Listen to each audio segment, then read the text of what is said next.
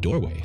My leading theory was that Jake somehow created a pathway for Finn to enter the Pillar World, but as far as we know, this isn't a power that Jake possesses. But the idea was interesting, so I kept digging. All I had to do was find evidence that a portal was somehow opened between worlds that sucked Finn into the Pillar Dimension. And after watching episode after episode, I finally got my answer, which leads us into part 2.